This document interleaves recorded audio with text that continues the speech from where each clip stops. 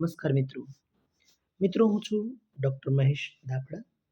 મિત્રો education touch નામની આપણી આખા આંગણાની યુટ્યુબ ચેનલમાં આપ સૌ મિત્રોનું હું હાર્દિક સ્વાગત કરું છું.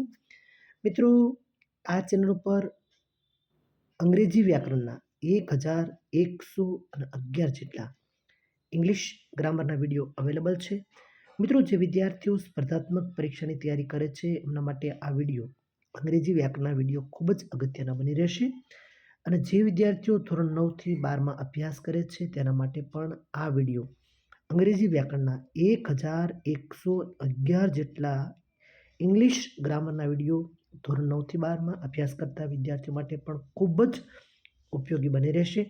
તો મિત્રો આ ચેનલ છે એમાં વિદ્યાર્થીઓ સુધી પહોંચાડી આપ પણ એક સારા કાર્યના સહભાગી બનશો તેવી હું આપની પાસે અપેક્ષા રાખું છું. મિત્રો અત્યારે સ્પર્ધાત્મક પરીક્ષાનો એક જબરજસ્ત ક્રેઝ શરૂ છે.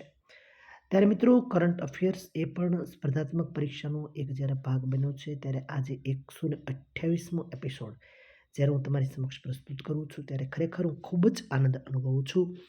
જે વિદ્યાર્થીઓ રાત દિવસ પરીક્ષાની તૈયારી કરે છે, મહેનત કરે છે એમના સુધી આ વિડીયો અવશ્ય પહોંચાડજો અને આપ પણ આ એક સારા કાર્યના, શુભ કાર્યના, યજ્ઞ કાર્યના સહભાગી બનશો તેવી હું આપની પાસે અપેક્ષા રાખું છું. મિત્રો આ જ ચેનલ ઉપર એટલે કે એજ્યુકેશન ટચ નામની આપણી આખા આંગણાની યુટ્યુબ ચેનલ પર દર શનિવારે મિત્રો જે નરબંકાઓએ આ દેશની આઝાદીમાં પોતાનું સર્વસ્વ જીવન સમર્પિત કર્યું છે, અર્પણ કર્યું છે એવા મહાનાયકો અને એવી વીરાંગનાઓના વિડીયો દર શનિવારે અહીંયાથી પ્રસ્તુત કરવામાં આવે છે અને એની શૌર્ય ગાથાને અહીંથી પ્રસ્તુત કરવામાં આવે છે. તો મિત્રો આ મહાન પાત્રોને એની યશગાથાને, એની શૌર્ય ગાથાને નવી પેઢી સુધી પહોંચાડવાનો મારો આ ઉપક્રમ દોસ્તો કમસે કમ આવા મહાન પાત્રોને નવી પેઢી સુધી પહોંચાડીએ અને આપ પણ એક સારા કાર્યના સહભાગી બનીએ અને મા ભારતીનું ઋણ અદા કરવાનો પ્રયત્ન કરીએ. અહીંયા દર શનિવારે સ્વાતંત્ર્ય સંગ્રામના શૂરવીરો એવા શીર્ષક હેઠળ દર શનિવારે આ વિડીયો બહાર પાડવામાં આવે છે મિત્રો.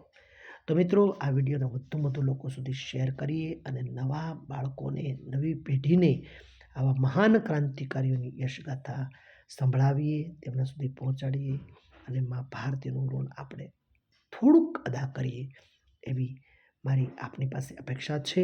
દોસ્તો કરંટ અફેર્સમાં આપણે જતાં પહેલાં એક વાત અહીંયા આજે અભ્યાસ મારો છે, મારું વાંચન છે એ મુજબ હું આ સમાચાર આપની સમક્ષ પ્રસ્તુત કરું છું. કદાચ કોઈક જગ્યાએ ક્ષતિ જણાય તો મિત્રો મને ક્ષમ્ય ગણજો અને ઓથેન્ટિક ન્યૂઝપેપર અથવા મેગેઝિનનો અભ્યાસ અવશ્ય કરી લેશો. દોસ્તો ટોપ 10 સમાચારમાં નજર કરીએ તો પ્રધાનમંત્રીશ્રીએ અશ્વગંધા ઔષધના ઝાડ પર એક સ્મારક ટિકિટ હમણાં બહાર પાડી છે. ખાસ યાદ રાખજો, અશ્વગંધા ઔષધના ઝાડ ઉપર એક સ્મારક ટિકિટ આપણા માનનીય વડાપ્રધાનશ્રીએ, પ્રધાનમંત્રીશ્રીએ આ ટિકિટ બહાર પાડી છે. અશ્વગંધા નામનું જે ઔષધીય ઝાડ છે એમના પર હમણાં તાજેતરમાં જ એક સ્મારક ટિકિટ બહાર પાડવામાં આવેલ છે. મિત્રો હમણાં મુંબઈમાં એશિયાનું સૌથી મોટું ગ્લોબલ કેપેબિલિટી સેન્ટરની સ્થાપના મુંબઈ ખાતે કરવામાં આવી છે. એશિયાનું સૌથી મોટું ગ્લોબલ કેપેબિલિટી સેન્ટરની સ્થાપના કરવામાં આવેલ છે. મિત્રો જાન્યુઆરીમાં અમુક દિવસો ખૂબ જ અગત્યના છે.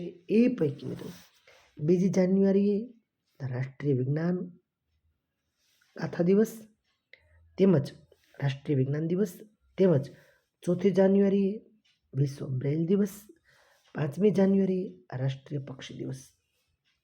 આટલું આપણે યાદ રાખશું. 2 જાન્યુઆરીએ વિજ્ઞાન દિવસ, 4 જાન્યુઆરીએ વિશ્વ બ્રેઇલ દિવસ અને 5મી જાન્યુઆરીએ રાષ્ટ્રીય પક્ષી દિવસ તરીકે ઉજવવામાં આવેલ છે. મિત્રો આ દિવસો પણ ખાસ અગત્યના છે, યાદ રાખજો.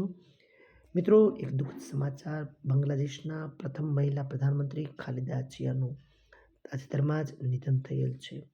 પરમ કૃપાળુ પરમાત્મા તેમના આત્માને ચિર શાંતિ અર્પે એવી આપણે સૌ પ્રાર્થના કરીએ છીએ.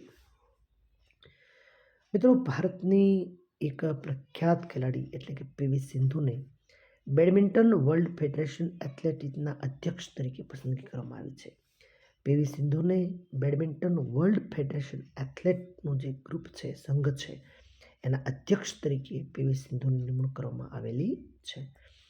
મિત્રો, તાજેતરમાં જ એમ.કે. નાયડુને અટલ સ્મૃતિ ન્યાસના નવા અધ્યક્ષ તરીકે નિયુક્ત કરવામાં આવ્યા છે. અટલ સ્મૃતિ ન્યાસના નવા અધ્યક્ષ તરીકે કોની નિમણૂક કરી છે? એમ.કે. નાયડુની નિમણૂક કરવામાં આવેલી છે.